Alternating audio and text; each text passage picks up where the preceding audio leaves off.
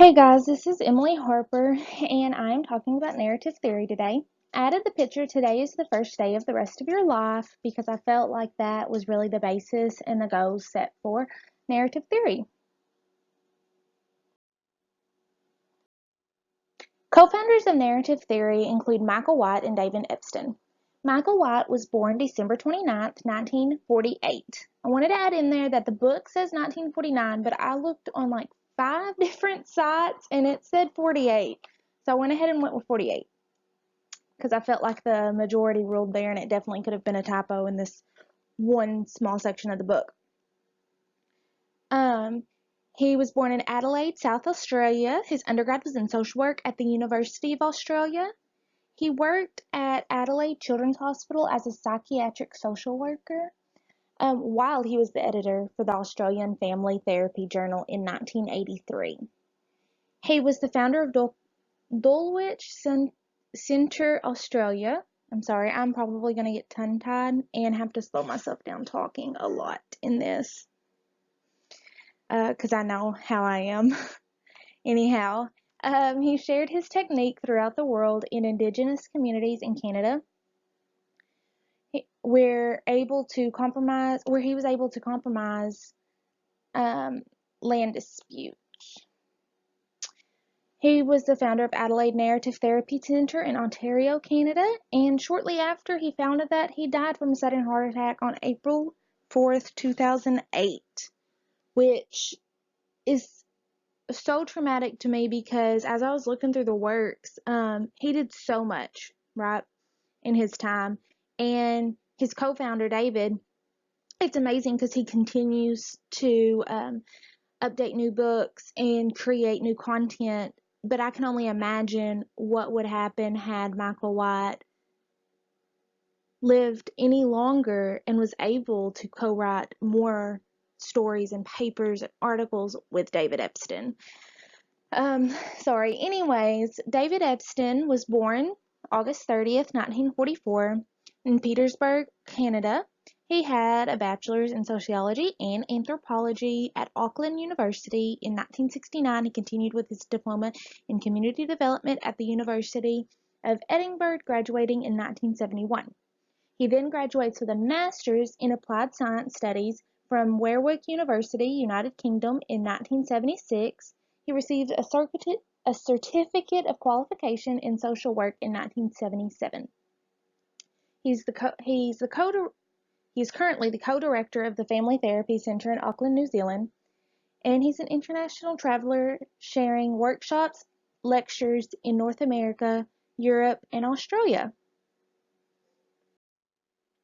Michael White's awards, honors, and invitations: International Fellow, American Association for Marriage and Family Therapy; Masters Interview, American Association of Marriage and Family Therapy Conference, San Francisco, 1989; Honorary Doctorate of Humane Letters, John F. Kennedy University, Orinda, California; Distinguished Contribution to Family Therapy Theory and Practice Award, American Family Therapy Academy, 1999.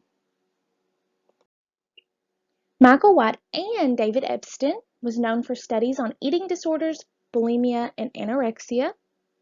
Both Michael White and David Epstein were colleagues and friends. I believe David Epstein had kind of went to see Michael, and they really did. Like, they just kind of started, from the stories that I gathered reading, they kind of started talking and realized how much their works went together, and they continued to be colleagues. And they were colleagues and friends up until Michael White passed away. They began creating narrative theory in 1980 in New Zealand. So this picture I found on the internet, and I thought, how better than to share it on here, because how cool is that? This is when they had met, and I'm assuming they were traveling. I just feel like this picture is so awesome and such a flashback to their time together. This is a quote from their book.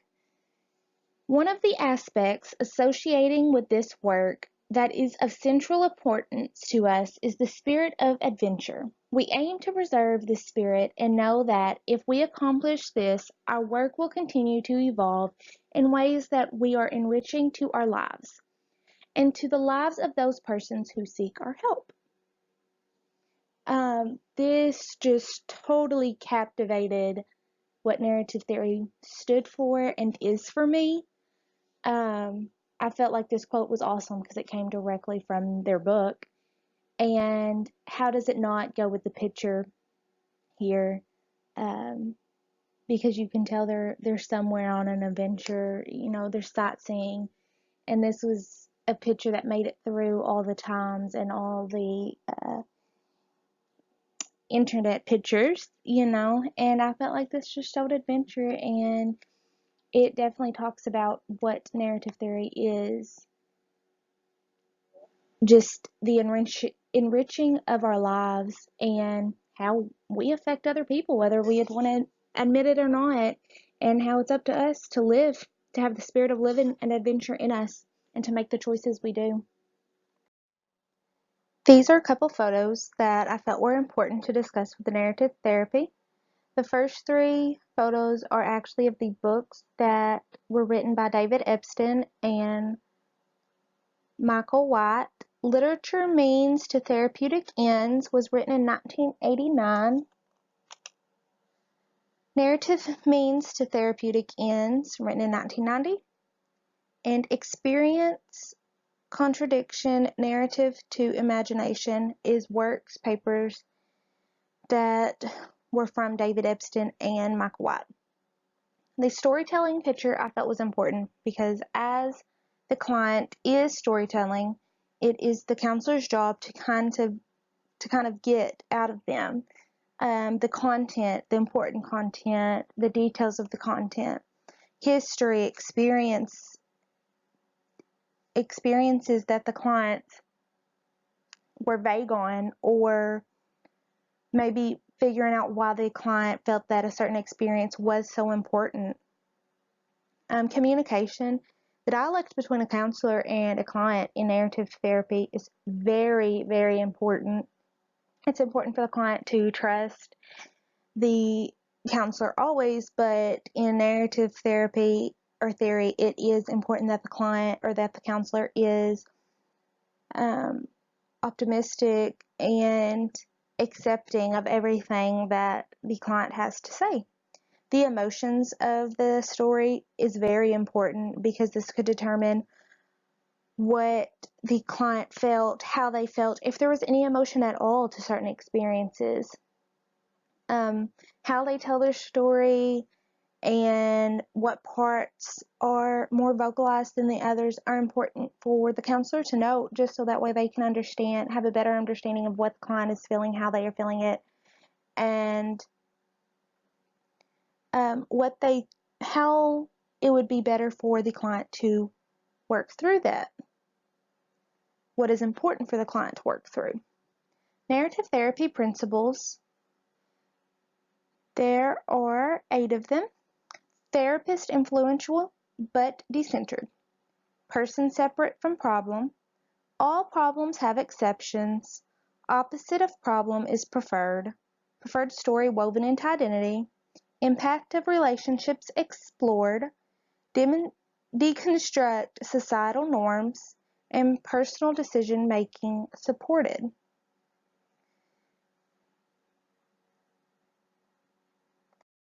What is narrative therapy? I know that I've really already discussed points and what narrative therapy is because the pictures that I chose really spoke to me about narrative therapy or narrative theory. But these are the 4 points that I came up with that were important to narrative therapy. It is the view that people are separate from their problems. To me, this is A1. This definitely is listed first. This is a goal that in my readings it seems that all narrative theorists want to obtain. It believes people have skills and are able to improve their lives, and that therapy is a collaboration between therapist and client. It is the belief and acknowledgement that we not only affect ourselves, but we affect others as well. It is the appearance that how we talk and portray ourselves, as well as how others portray us, is our belief of ourselves.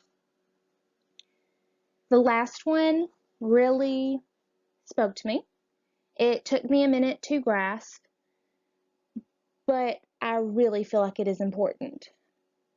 The appearance of how we talk and portray ourselves, obviously, is what we think of ourselves. How others portray us was what took me back.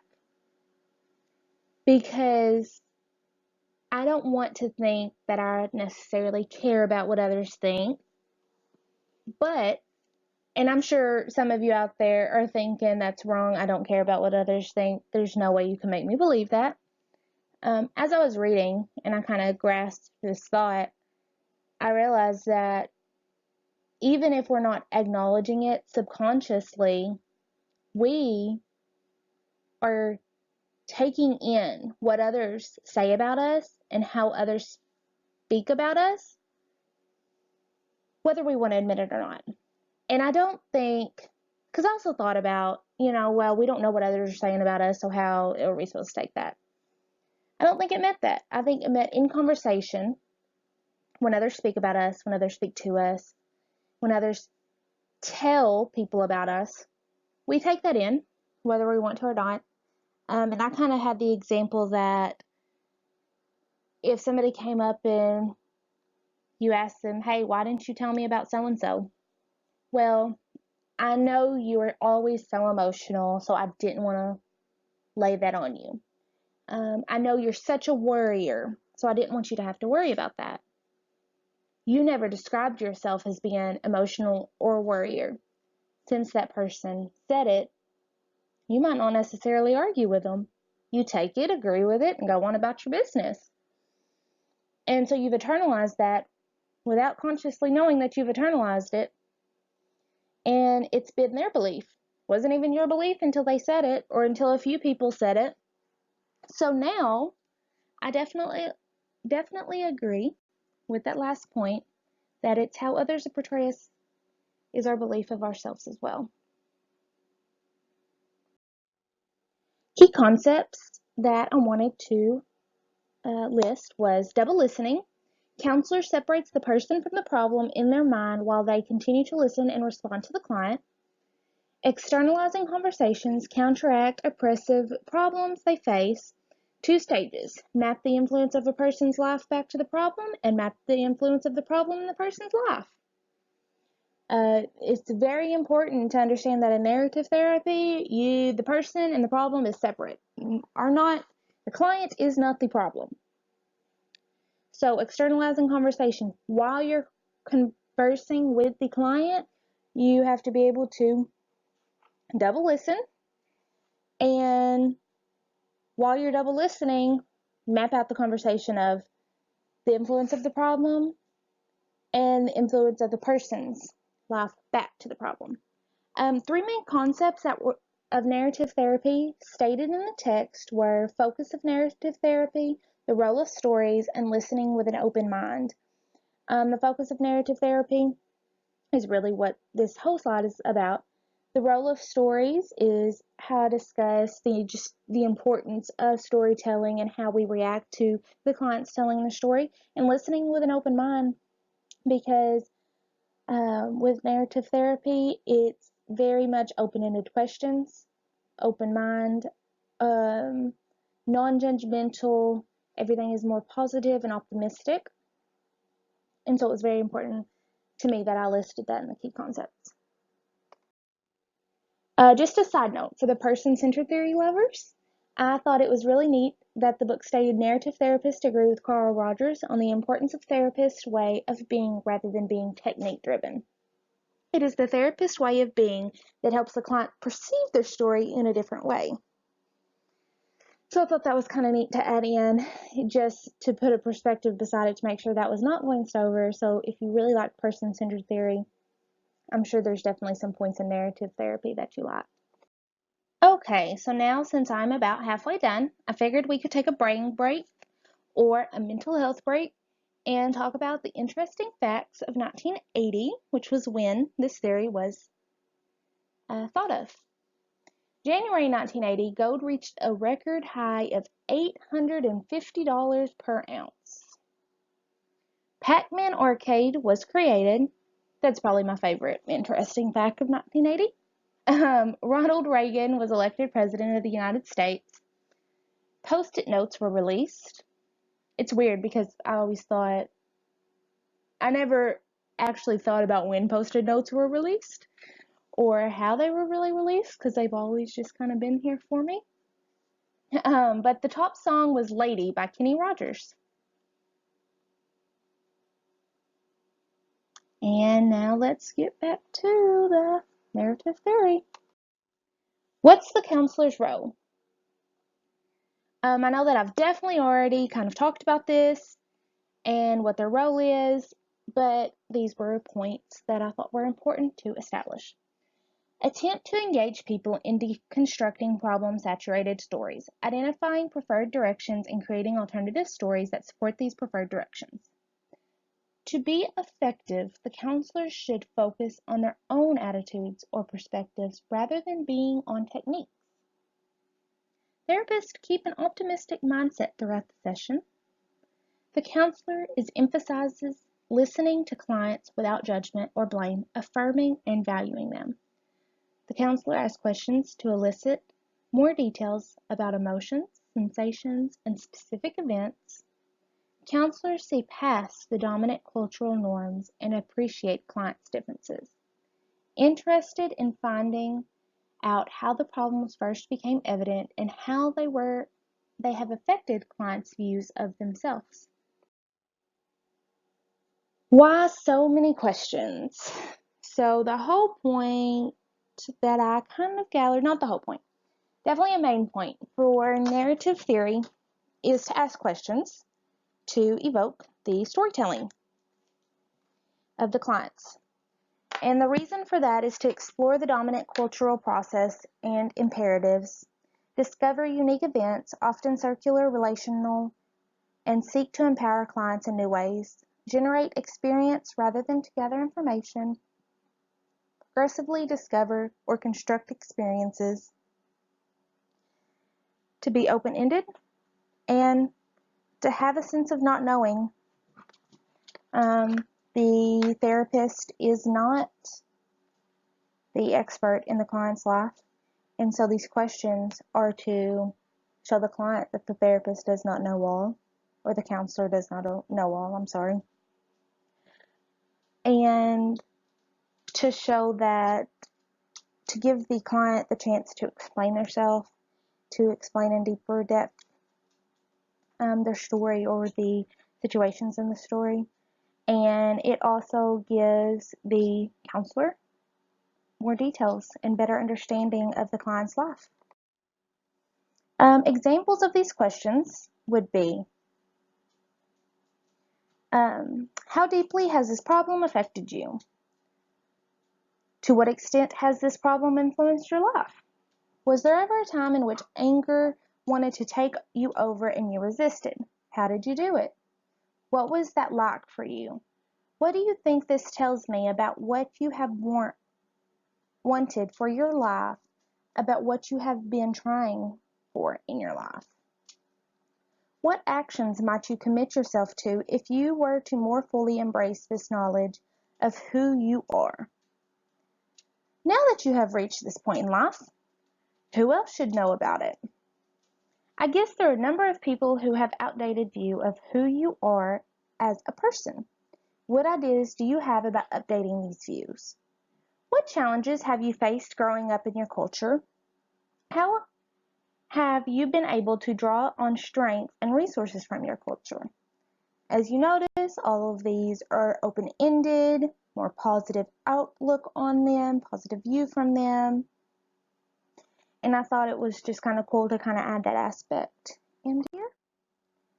What is the client's role? The client is the expert in his, her, their own life.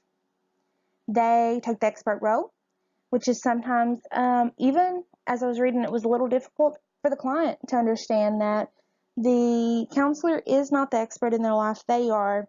The counselor does not give them answers, does not give them rules to follow. The client comes up with it. The counselor is there to talk about this and to absorb and digest this with the client. The client's life and problem becomes objective to the client. So as the client is discussing their story, the counselor will try to separate the client from the problem. And so that way the client sees that the problem is separate from them and they are able to objectify it, which in return makes it a little easier for the client to mold it into what they want it to be, or mold it to change it to allow them to have a better understanding of it or how they're going to get through it. Clients' abilities, talents, positive intentions, and life experience can be the catalyst for new possibilities for actions. So it's really dependent on the client, on what is going to change for them, how it's going to change for them, and how quickly it is going to change for them. Depends on the client, what they're willing, what they're wanting to do in their own life. Okay, and now I'm going to talk about the therapeutic process. Collaborate with the client to come up with a mutually acceptable name for the problem. Personify the problem and attribute oppressive intentions and tactics to it. Investigate how the problem has been disrupting, dominating, or discouraging to the client. Invite the client to see his or her story from a different perspective by inquiring into alternative meanings for events. Discover moments when the client wasn't dominated or discouraged by the problem by searching for the exceptions to the problem. Find historical evidence to bolster a new view of the client as competent enough to have stood up to, defeated, or accepted from the dominance of oppression of the problem. At this phase, the person's identity and life story begin to be rewritten. Ask the client to speculate about what kind of future could be expected from the strong, competent person who is emerging. Ask the client, as the client becomes free of problem-saturated stories of the past, he or she can envision and plan for a less problematic future. Find or create an audience for perceiving and supporting the new story. It is not enough to recite a counter story, because the client needs to live the counter story outside of therapy, because the person's problem initially developed in a social context. It is essential to involve the social environment in supporting the new life story that has emerged in the conversations with the therapist. The last three, to me, are kind of exciting to complete during sessions, because the client and counselor get to go back and forth on how their goals or what they have set is affecting the client in their day-to-day life. Winsley and Monk, 2007, added that the narrative conversation is not linear. It is better to think of it as, I mess this word up every speaking time, cyclical progression.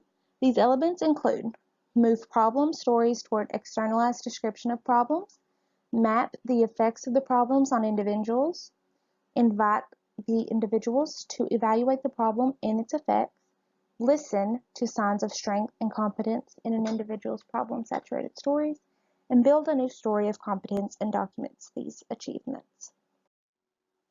What causes hurt? Problems are identified within social, cultural, political, and relational context. Problems do not rest in the individual. Consider the concerns of gender, ethnicity, race, disability, sexual orientation, social class, spirituality, and religious views. The idea that the client must conform to their lives to the truths and reality of the dominant society. The last one to me, the last two really spoke out, but the last one to me gets covered up a lot because we don't want to say that we're conforming anybody. We don't want to say that, admit that we've conformed to the more dominant society around us. But sometimes it happens, and it's definitely has to be addressed. It's important enough that has to be addressed in counseling. What promotes change? Identifying the narratives that clients are finding problematic. Because once they are identified, they are more likely to be able to be changed or manipulated. Reauthor the social constructions. Client is able to identify positive characteristics. Client is able to differentiate their own self from their problems. Why is this theory different? Relational and anti-individualistic may be applied to group counseling easily. The counselor with social constructionist perspective can guide clients in a manner that respects their underlying values. Problematic thinking activity. So this was the activity that I came up with to complete with the class. This is to change your way of thinking. So the whole point of narrative therapy for the counselor is to be more optimistic, know that change is possible, and kind of have a different way of speaking because this client needs to be able to know that the therapist is set in their belief. I thought this was a really cool activity to do, so we're taking a problematic statement and changing it into a more positive stated one.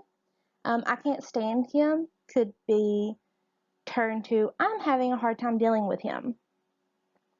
It's a little less uh, it's a little less angry feeling and more of what they're dealing with. She made me feel angry. I felt upset when she said whatever she said that made the person feel angry. I am impulsive. Sometimes I have impulsive actions when I blank. Because the biggest thing is that these problems, these actions do not define the person. They are not the person. They are separated. So now it's your turn to complete the activity. The statement to change is, it's terrible to be wrong.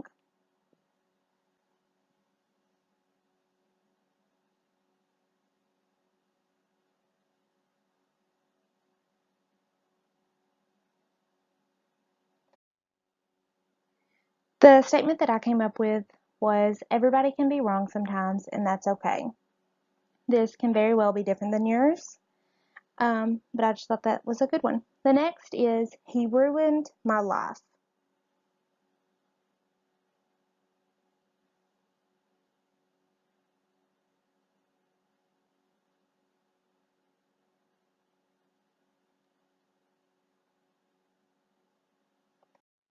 This one I came up with a couple because I feel like this is a little bit broader. I will not allow him to have a say over my life. When he did blank, it affected me in this way. So the person is able to demand against the problem and determine what the problem caused, how it was affected. I added on here the link to the Dulwich Center, a gateway to narrative therapy and community work, just in case anybody was interested in following up with their site. A few books by David Epstein. Journal of Systems Therapies, Playful Approaches to Serious Problems, and Biting the Hand That Starves You. Inspiring Resistance in Anorexia and Bulimia. David Epstein did not write these on his own, but this was books that he worked on, and he has many more. writings, works, speeches, workshops, and there were the references inside the text, and these were the references that I used outside the text, including the text.